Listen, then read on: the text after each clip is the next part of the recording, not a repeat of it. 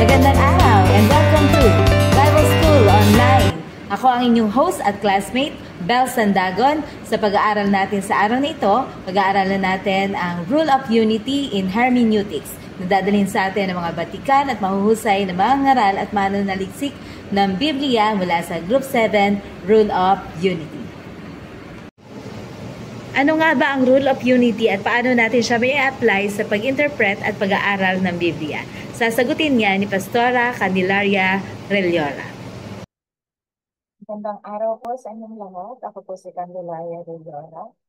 At ang ibabahagi ko po ngayon ay ang patungkol sa what is Rule of Unity. Binibigyan din nito na ang kasulatan ay panloob na pare-pareho at magkakaugnay. At sa gayon, ang isang bahagi ng Biblia ay hindi dapat sumalungat sa isa pang bahagi. Ipinapalagay ng prinsipyong ito na ang Biblia ay sa wakas ay akda ng Diyos at sa makatuwid ay hindi maaaring maglaman ng mga kontradiksyon o hindi pagkakapare-pareho.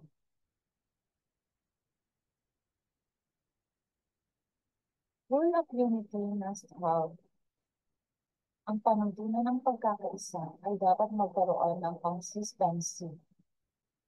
Iginiit ng the Rule of Unity na ang Biblia ay dapat bigyang kahulugan bilang isang kabuuan. Binibigyang kahulugan ng kasulatan ang kasulatan.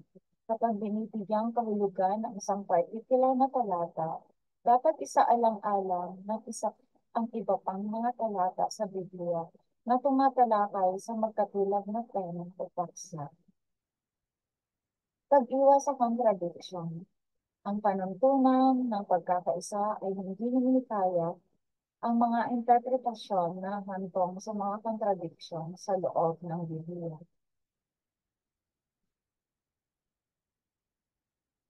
Paano ilapat ang panuntunan ng Unity of the Bible interpretation?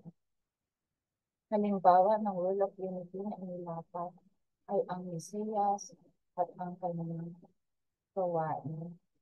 Ang Lumang Tipan ay naglalaman ng maraming propesiya tungkol sa darating na Mesiyas.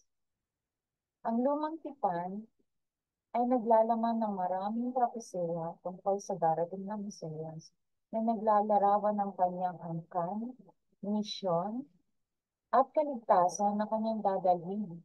Ang mga propesiyang ito ay natutupad sa bagong tipan, partikular sa mga ebanghelyo na nagdedetalye sa buhay, kamatayan, at pagkabuhay ng maguli ni Jesucristo. Halimbawa ay ang Isaiah chapter 53 ay hinuhulaan ang pagdurusa at pagbabayad sala ng Mesiyas na natupad kay Jesus ayon sa mga sipi tulad ng sa Mateo chapter 26 verse 28 at 1 Peter chapter 2 verse 24. Ang tuntunin ng pagkakaisa. Ang mga bahagi ng banal na kasulatan na binibigyang kahulugan ay dapat bigyang kahulugan. Ipakahulugan na tumutukoy sa kahalagahan ng pagbubuan. Ang isang interpretasyon ay dapat na naayon sa ibang bahagi ng kasulatan. Halimbawa, paglalapat ng tuntunin ng pagkakaisa, pagkakatugma sa banal na kasulatan, mga referensya sa Diyos. Sa buong Biblia, maraming pagtukoy sa Ama, Jesucristo, at sa banal na Espiritu bilang banal. Halimbawa ay ang Ama. Sa mga sipi tulad ng Juan chapter 6 verse 26 at 1 Corinthians chapter 8 verse 6, ang Diyos Ama ay malinaw na kinikilala bilang banal.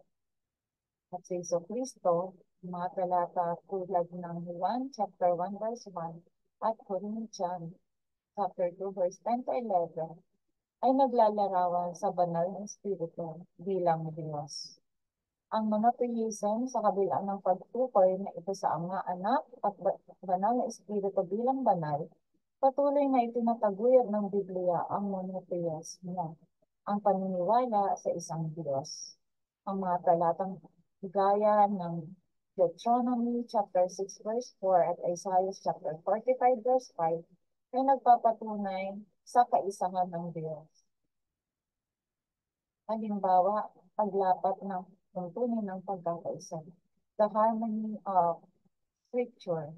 Ang doktrina ng Trinity ay ipinagpasundo ang tila magkasalungat na aspeto sa pamagitan ng pagbibigay-diin sa pagkakaisa ng Panguluhan Diyos o Godhead, habang kinikilala ang pagkakaiba ng Ama, Anak, at Banal na Espiritu. Ang pagkakaunawang ito ay naaayon sa pangkalahatang mensahe ng Biblia tungkol sa kalikasan ng Diyos. Sa paglalapat ng prinsipyo ng pagkakaisa, binibigyang kahulugan natin ang mga talata tungkol sa Ama, Anak at Banal na Espiritu sa paraang nagpapanatili ng pagkakapare-pareho ng kasulatan. Sa halip na tingnan ang mga talatang ito ng hiwalay, kinikilala natin ang kanilang pagkakaugnay sa loob ng mas malawak na salaysay ng Biblia.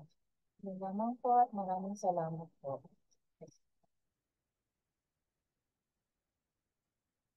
Saan ba nagmula ang Rule of Unity?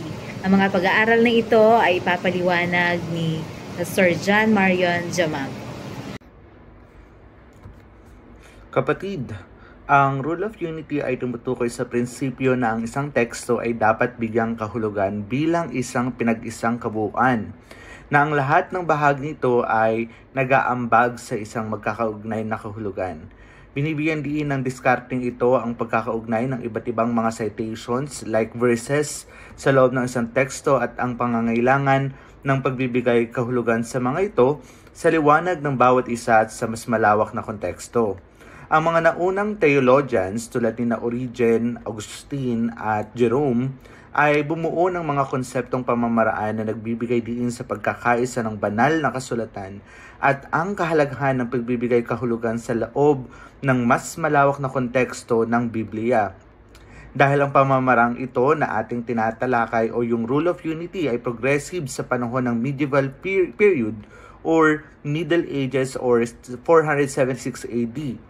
Ang mga scholar tulad ni Tomas Aquinas, isang Italianong pari, ay patuloy na nagbigay diin sa kasulatan sa liwanag ng mas malawak na konteksto nito at ang pagkakaisa ng mensahe nito.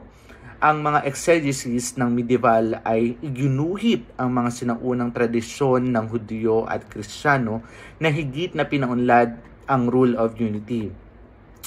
In the Reformation of Exegesis, dumating pa yung punto na ang mga prinsipyo ng kontekstual na interpretasyon at ang pagkakaisa ng kasulatan ay muling pinagtibay sa panahon ng Protestant Reformation.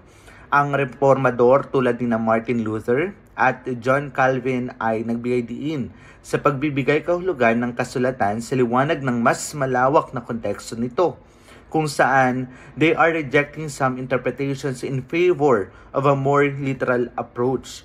So halimbawa, kapatid, yung patungkol kay Jonas na 3 araw sa tiyan ng isang malaking isda, na siya namang pumapatungkol sa 3 araw na pagkamatay ng Panginoong Jesus and Him being in the tomb before He rose from the dead.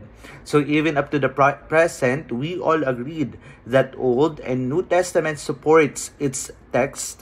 Hindi siya contradicting but it always reference each context. So gaya rin ng sinasabi sa kasulatan na yung 2 Timoteo 3:16, lahat ng kasulatan ay sinulat sa pamamagitan ng kapangyarihan ng Diyos at mapapakinabangan sa pagtuturo ng katotohanan, pagsasaway, pagtutuwid at sa pagsasanay sa matuwid na pamumuhay. Ano-ano nga ba ang mga theoretical foundations and principles na nakapaloob sa Rule of Unity? Sasagutin niya ni Pastor Fabian Pay Ibanez. Pangunahing konsepto, kilala rin bilang prinsipyo ng pagkakaisa. Iginigiit nito na ang Biblia bilang isang banal na kapahayagan ay nagtataglay ng panloob na pagkakaugnay-ugnay at pagkakapareho sa iba't ibang bahagi nito. So narito ang mga theoretical na pundasyon at mga prinsipyong pinagbabatayan ng tuntunin ng pagkakaisa sa hermeneutika ng Biblia. Una, ang banal na inspirasyon. Ito ang paniniwala na ang Biblia ay kinasihan ng Diyos ay batayan. Kung ang Biblia ay binigyang inspirasyon ng isang banal na may akda, which is ang ating Panginoong Diyos, then it follows na may pagkakaisa at pagkakaugnay-ugnay sa mensahe nito sa kabila ng isinulat ito ng maraming human authors over centuries. So, number 2, the nature of God o kalikasan ng Diyos. Ang Diyos being consistent and unchanging sa kanyang kalikasan ay nagpapahayag ng kanyang mensahe sa isang nagkakaisang paraan. Nangangahulugang ito ng iba't ibang genre, libro, at mga may akda sa Biblia sa huli ay naghahatid ng magkakatugmang paghahayag ng karakter, kalooban at layunin ng Diyos. So, pangatlo, Scripture interprets Scripture. Ito ay nagmumangkahi na ang pinakamahusay na interpreter ng kasulatan ay ang kasulatan mismo. Sa makatwid, kapag binibigyang kahulugan ng isang particular na passage, dapat isaalang-alang kung paano ito nakaayon sa mas malawak na tema, teachings at narratives na matatagpuan sa ibang bahagi ng Biblia. Pang-apat, pagsusuri sa konteksto. Ang pag-unawa sa konteksto ng historical, cultural, pampanitikan at teolohiko ng isang sipi ay mahalaga. Ang tuntunin ng pagkakaisa ay di binabaliwala ang pagkakaiba-iba sa loob ng Biblia, ngunit naglalayong bigyang kahulugan ang mga individual na talata sa loob ng balangkas ng buong biblical na salaysay. Panglima, Christological Center. So, nakikita ng maraming Kristiyanong interpreter na si Jesucristo bilang figure or central figure of the Bible. Sa makatwid ang mga interpretasyon ng mga talata sa Old Testament, for example, ay dapat nasa huli ay tumuturo o itinuturo ay si Kristo at maging pare-pareho sa kanyang mga turo at misyon na ipinahayag sa New Testament. So, pang-anim, progressive revelation. So, ang prinsipyo ay kinikilala na ang pagpapahayag ng Diyos ay unti-unting nabubuksan sa paglipas ng panahon. So, bagamat ang mga naunang paghahayag ay maaaring hindi naglalaman ng lahat ng mga detalyeng ibinunyag sa ibang pagkakataon, gayon pa man ay naaayon ang mga ito sa mas malawak na trajectory ng pagsasalaysay ng kasulatan. So, pang-pito, theological coherence. So, iginigiit ng tuntunin ng pagkakaisa ng Biblia ay naglalahad ng magkakaugnay na sistemang theologiko. So, bagamat ang mga individual na sipi o passage ay maaring tumugol sa magkakaibang mga paksa, ginagawa nila ito sa loob ng balangkas ng isang pinag-isang theologikong pananaw sa mundo. So, ang pangwalo, last but not the least, ang patnubay ng banal ni Espiritu. So, ayon sa prinsipyong ito, ang Espiritu Santo na nagbigay inspirasyon sa pagsulat ng banal na kasulatan ay gumagabay din sa mga mananampalataya sa pag-unawa nito. Kaya, ang pagkakaisa sa interpretasyon ay hindi lamang isang scholar na pagsisikap kundi isa ring espiritual. So, na umaasa na nagbibigay liwanag na gawain ng Espiritu. So, dapat nating maunawaan na hindi natin mauunawaan ng lubos ang banal na kasulatan kung sa sarili lamang natin. Kaya napakahalaga yung being dependent or fully dependent sa banal na Espiritu. So, kabuuan, binibigyan diin ng panuntunan ng pagkakaisa o unity sa hermeneutics ng Biblia ang panloob na pagkakaugnay-ugnay at pagkakapare-pareho ng kasulatan. Batay sa paniniwala na ang Biblia ay kinasihan ng Diyos at ginagabayan ng banal na spirito. So, hinihikayat nito ang mga interpreter na isaalang-alang ang mas malawak na konteksto, theologikong mga tema, at Christological na sentro ng teksto ng Biblia habang kinikilala ang magkakaibang pagkakaakda ng tao at kontekstong pangkasaysayan. Yun lamang po at maraming salamat. May tatlong bahagi ang rule of unity. Ito ay ang textual, contextual, and canonical unity. Ang textual unity ay ipapaliwanag sa atin ni Pastora Ana Manlapas. Ibabahagi ko po ang components of the rule of unity. Ang unang bahagi po nito ay ang textual unity. Ito ay may dalawang bahagi, ang consistency sa loob ng text at ang pagkakaugnay-ugnay ng tema at idea. Tinitiyak ng mga bahaging ito na ang mensaheng inihatid sa mga banal na kasulatan ay nananatiling magkaisa at pagkakaugnay kahit na binubuo ito ng magkakaibang mga aklat, may akda at genre. Ang una ay ang consistency sa loob ng text. Ang pagkakaisa ng teksto ay nangangailangan na manatilis ng Biblia ang pagkapari-pariho sa mga turo, salaysay at paglalarawan nito. Iba't ibang akla at mga sipi. Nangangahulugan ito na dapat na walang mga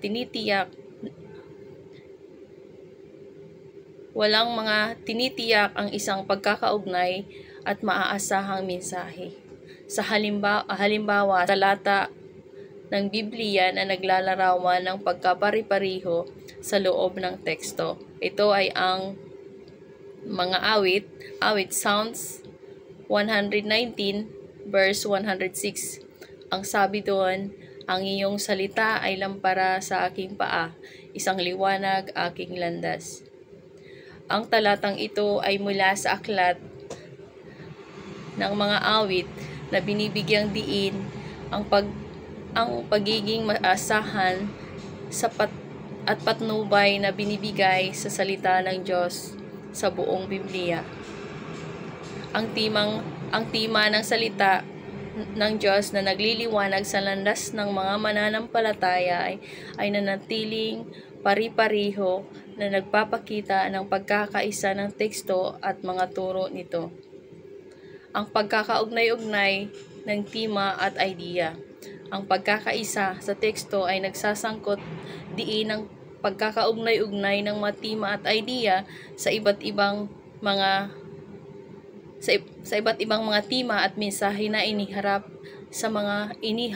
sa mga banal na kasulatan, at dapat na umakma at magpapatunay sa isa't isa na ang nag-aambag sa isang pinag-isang teolohikong balangkas.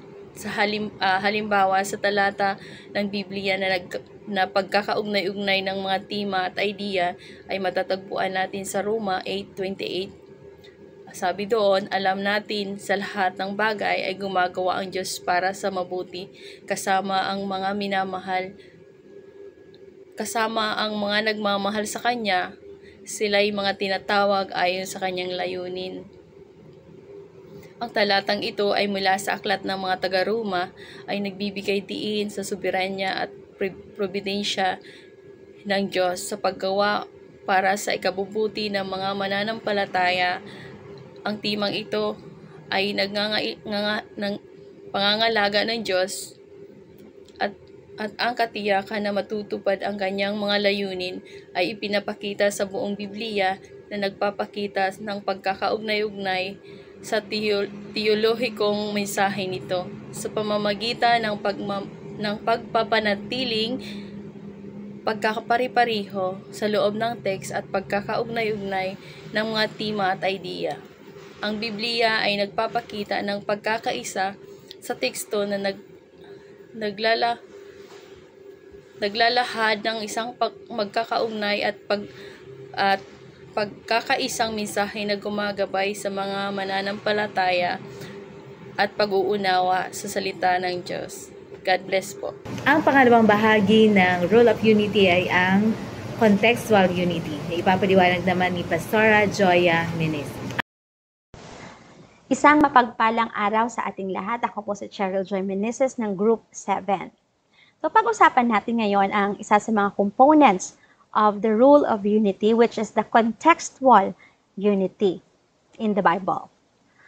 Ang pagkakaisa sa konteksto sa Biblia ay sumasaklaw sa parehong konteksto sa kasaysayan at kultura, pati na rin sa kontekstong pampanitikan, historical and cultural context, as well as the literary context.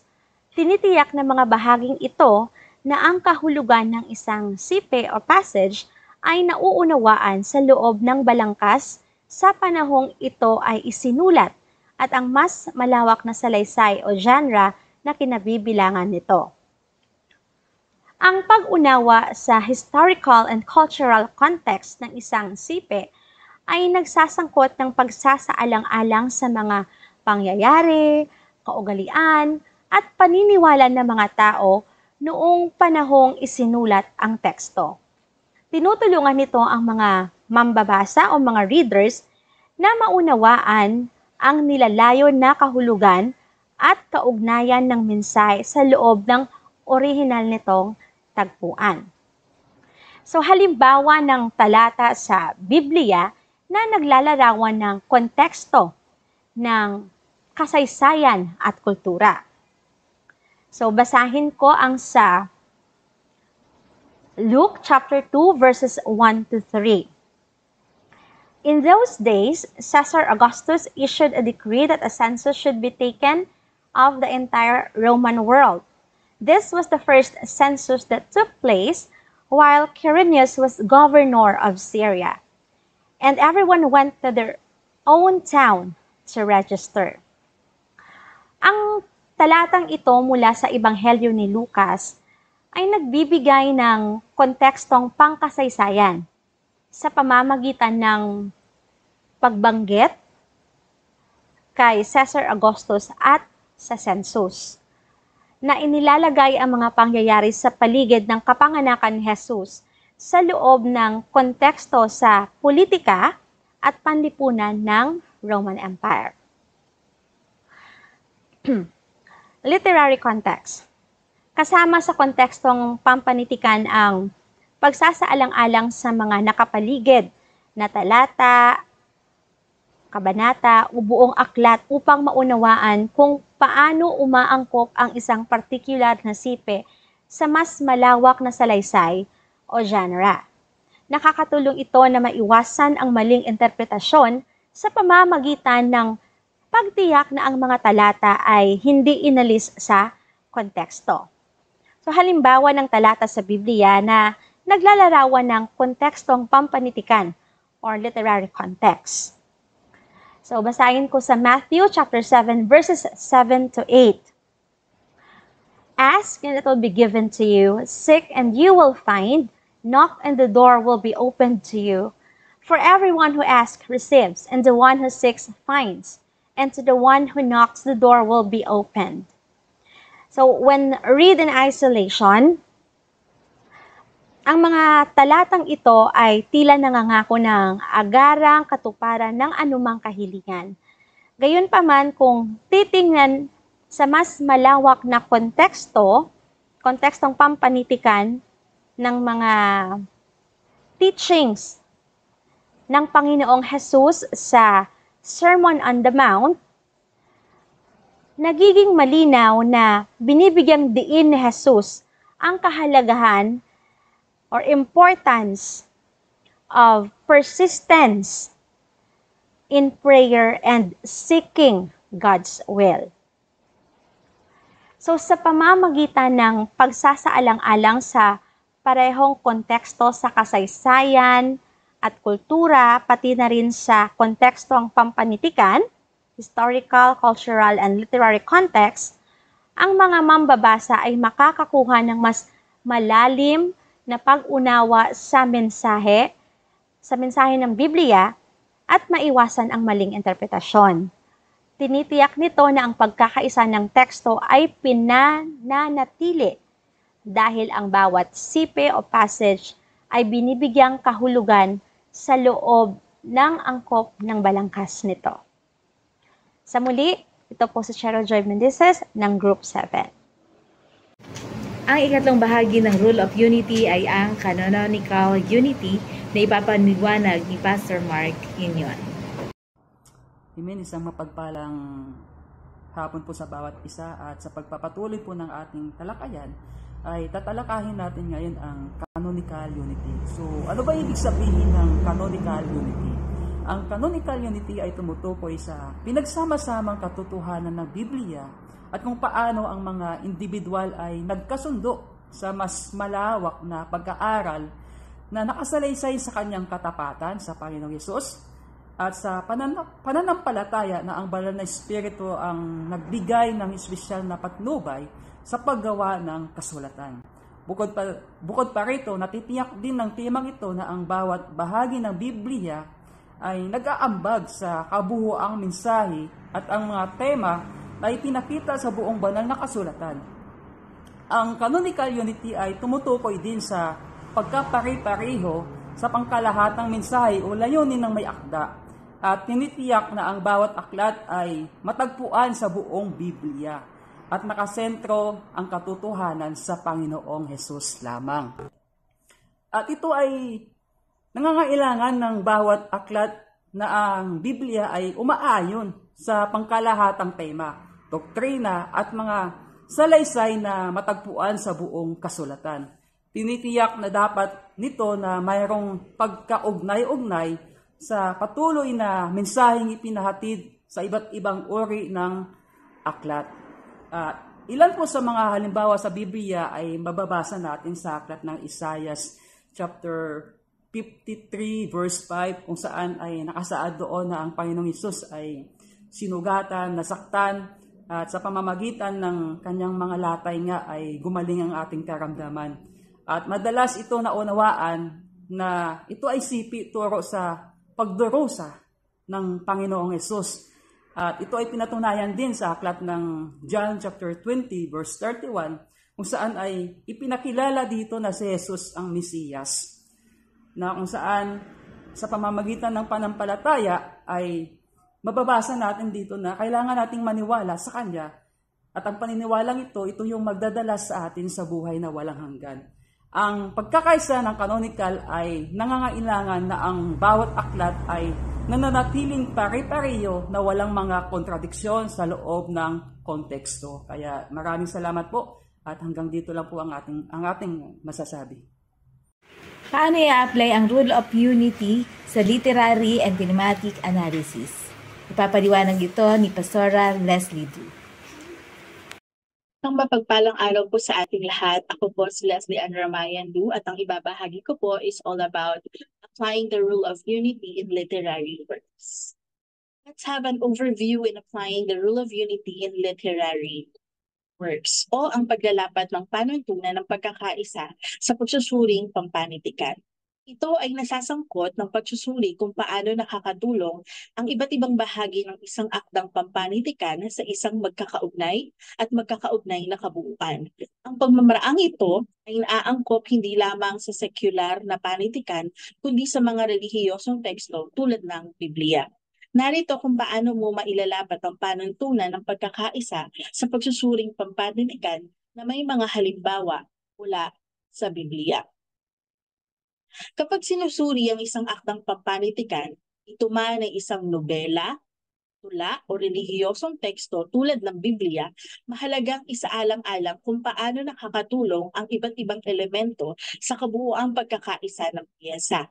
Kabilang dito ang pagsusuri ng mga aspetong tulad ng plot o balangkas, theme or tema, characterization or karakterisasyon, at style o estilo upang matukoy kung paano sila nagtulungan to convey a unified message or purpose. Now, bigyan po natin ng halimbawa mula sa isang Bible verse that illustrates the application of the Rule of unity. Makikita po natin ito sa Book of Ephesians chapter 2 verses 8 to 9, and it says, "For it is by grace you have been saved through faith, and this is not from yourselves.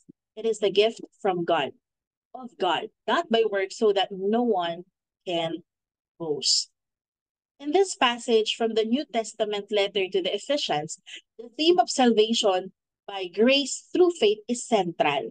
Kapag sinusuri ang talatang ito, isinasaalang-alang kung paano pinagtagpi ng mga tema ng biyaya, pananampalataya at kaligtasan upang ihatid ang isang nagkakaisang mensahe tungkol sa kaligtasan at ang papel ng pananampalataya sa buhay Kristiyano.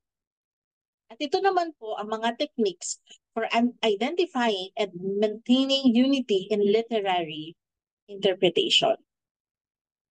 Meron po tayong 5. Una, close reading. Maingat na suriin ng teksto upang matukoy ang mga umuulit na motif, tema at simbolo na nakakatulong sa pagkakaisa. Letter B, contextual analysis, o isinasaalang-alang ang mga kontekstong pangkasaysayan, kultural at pampanitikan kung saan isinusulat ang akda upang maunawaan kung paano nakakatulong ang iba't ibang elemento nito sa pagkakaisa. And then next, comparative analysis. Paghahambing ng iba't ibang bahagi ng teksto upang matukoy ang mga pagkakatulad at pagkakaiba sa mga tema, estilo at katangian, sa gayoy nagpapahusay ng pag-unawa sa pagkakaisa. Letter D naman po, structural analysis. Pagsusuri sa estruktura ng akdang pampanitikan kabilang ang organisasyon nito, pag-unlad ng balangkas at ng mga pamamaraan ng pagsasalaysay upang matukoy kung paano makakamit ang pagkakaisa. At huli naman po ay thematic analysis o pagtukoy sa mga sentral na tema o mensahe ng akda at pagsusuri kung paano ito binuo at pinalalakas ng buong teksto. Narito naman po ang isang halimbawa mula sa Biblia that illustrates techniques for identifying and maintaining unity. In Genesis chapter 1 verses 1 to 2, "In the beginning, God created the heavens and the earth. Now the earth was formless and empty. Darkness was over the surface of the deep, and the Spirit of God was hovering over the waters." Kapag sinusuri ang salaysay ng paglikha sa Genesis, maaaring gumamit ng malapit na pagbabasa upang matukoy ang mga umuulit na tema gaya ng soberanya ng Diyos or sovereignty of God, kapangyarihan ng paglikha at papel ng banal na spirito. Kasama sa pagsusuri ng konteksto ang pagsasaalang-alang sa mga kultural at relihiyosong paniniwala ng sinaunang Near East upang maunawaan kung paano makakatulong ang mga temang ito sa pagkakaisa ng salaysay. And by applying the rule of unity in literary analysis at paggamit ng mga pamamaraan para sa pagtukoy at pagpapanatili ng pagkakaisa, ang mga mambabasa ay makakakuha ng mas malalim na mga pananaw sa kahulugan at kahalagahan ng mga aktang pampanitikan, kabilang ang mga relihiyosong teksto tulad nga po ng Biblia. Yun lamang po, and may God bless us all. Narito ang halimbawa ng pagsusuri sa mga teksto at tema. Sa pamamagitan ng pagsusuri ng mga teksto at tema mula sa mga talata ng Biblia, may papakita natin ang rule of unity na ang pagkakaugnay-ugnay at ang iisang pagpapaliwanag mula sa iba't ibang bahagi at talata ng Biblia. Mula sa topic na Boundless Love of God, sa pamamagitan ng mga supporting verses, may ipakikita natin na ang pag-ibig ng Diyos ay unconditional, everlasting, at compassionate. Para i-summarize ang ating talakayan sa araw na ito, narito ang mga dapat gawin upang masigurado na naunawaan natin at yung ating pag-aaral sa Biblia at pagpapaliwanag nito ay nagpapakita ng pagkakaisa o pag-a-apply ng rule of unity. Next, una, para sa literary context, kailangan pag-aralan natin ang buong chapter or yung buong libro upang makita natin ang kabuuan ang konteksto ng isang talata sa Biblia. At kailangan din nating malaman ang genre and literary forms. So kung anong uri ba ng panulat or pagsulat ang ginamit dito. Kung ito ba ay poetry tulad ng mga tula at mga awit, ito ba ay narrative, mga salaysay or kwento, prophecy or mga hula, or epistle, mga sulat. Yan, dahil meron itong mga magkakaibang pamaraan upang ipaliwanag. Pangalawa, kailangan rin nating malaman ang mga ginamit na pamaraan tulad ng ito ba ay metapora, hyperbola, or parabola. Dahil sa ito ay may mga malalalim na kahulugan at mga paraan ng pagpapaliwanag. Para naman sa cultural and historical context, kailangan i-research natin at alamin natin sino ba at kanino sinabi ang mga statement na makikita natin sa mga talata. At where? Yan, ito yung lugar, lokasyon kung saan naganap ang mga pangyayari or ang kasaysayan, ang kwento. When? Ito ang panahon, kapanahunan, era kung saan naganap ang kwento or ang mga pangyayari. At how? Paano nangyari or paano sinabi ang mga pangungusap or statement na makikita natin sa mga kasulatan. Why? Ano ba yung purpose? No? Purpose o dahilan ng mensahe or ng mga pangungusap or mga pananalita or ng mga pangyayari. So, kailangan natin i-identify ang mga ito upang mas lalo nating maunawaan at maipaliwanag ng mahusay at masigurado na nagkakaisa ang ating pagpapaliwanag sa mga talata ng Biblia. Sa historical and cultural context, dahil nakabase sa kapanahunan, yung mga kultura, mga ritual, or mga kasaysayan. Kaya kailangan nating alamin ang mga ito upang lubos nating maunawaan ang bawat bahagi ng kwento at ang bawat bahagi ng mga pangyayari sa mga talata sa Biblia. Para sa canonical context, kailangan nating lubusang suriin ang mga kasaysayan, mga pangyayari at mga salaysay at yung kabuuan ng Biblia, ang mga panuntunan at mga prinsipyo na bumubuo sa Biblia. At kailangan din tayong gumamit at mag-reference ng mga supporting verses na kaugnay ng mga talata na ating nais ipaliwanag at pag-aralan. Kailangan rin nating suriin ang layunin ng manunulat. Ano ang layunin ng manunulat? Bakit niya sinulat ang mga talatang ito? At ano ang mensahe na gusto niyang ipaabot sa mga original na audience or mga tagapakinig ng mensahe? Yan. So, kailangan alamin din natin kung kanino patungkol ang mga nilalaman ng mga sulat. Halimbawa na lamang ay sa mga salaysay o sulat ni Apostol Pablo.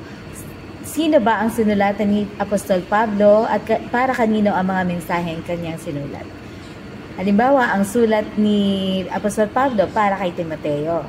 O sulat ni Apostol Pablo para sa Pilipos. Para naman sa theological context, ito ay kailangan ay merong consistency sa doktrina na nababatay sa Christian faith na pinapahayag sa kabuuan ng Biblia. So dapat ang ating mga pagpapaliwanag at interpretasyon ay nakabatay sa doktrinang ito ng katotohanan na pinapahayag sa Biblia. Kailangan ay walang contradiction or walang magkakaliwas na prinsipyo sa ating mga pag-aaral. Progressive revelation. Dito ay pinapakita na ang Biblia ay unti-unting pinapakita ang mga kaganapan ng mga hula mula sa lumang tipan. Sa bagong tipan, dito natutupad, unti-unting natutupad ang mga hula at mga silaysay mula sa mga prophecy mula sa lumang tipan. May mga salita na kailangan nating suriin ang orihinal na lingwahe tulad na lamang ng Hebrew, Aramaic, and Greek. So ito ang mga orihinal na lingwaheng ginamit sa pagsulat ng Biblia. Dahil may mga salita na may mga malalalim na kahulugan. Halimbawa na lamang ang salitang love, na ito ay may iba't ibang kahulugan sa Greek word. So ito ay may 4 na uri ng pag-ibig na ipinapaliwanag sa orihinal na lingwahe. Ganon din ang mga syntax at grammar. Maaari itong makaapekto sa interpretasyon o paliwanag ng mga bahagi ng Biblia. Ganon din, kailangan nating ihambing at gamitin ang mga supporting verses or mga kaugnay na mga pahayag or mga kaugnay na talata. Tignan natin kung alin ang mas malinaw, ang mas madaling maunawaan at na maintindihan ang mga mensahe. So kung ito naman ay magkakaugnay at may pare-parehong tema, ideya at mensahe, so piliin natin yung mga passage or mga talata na nagpapaliwanag ng mas malinaw, mas kompleto at detalyadong mensahe. Sana'y marami kayong natutunan sa araw na ito, classmate. Maraming salamat sa inyong mga katanungan at sa pagsubaybay, pagsama sa amin sa ating talakayan sa Rule of Unity. Maraming salamat din sa ating mga guest speaker for today. Dito na tayo nagtatapos. Ito ang Bible School Online. Ako ang inyong host at classmate, Bel Sandagon. Paalam!